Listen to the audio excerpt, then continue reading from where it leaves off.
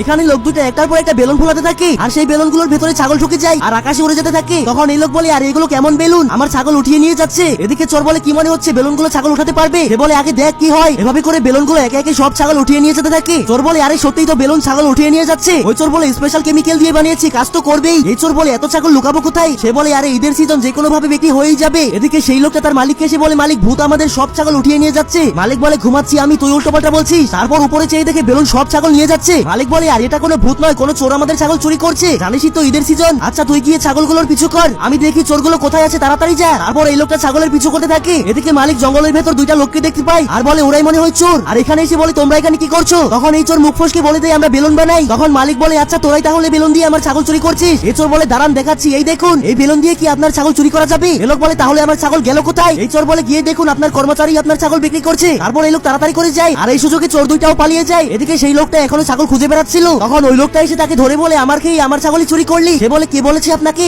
মালিক বলে, ওই বেলুনওয়ালারা। সে বলে, ওরাই আপনার ছাগল চুরি করে বোকা বানিয়ে গেছে। তারপর মালিক কান্না করতে থাকে।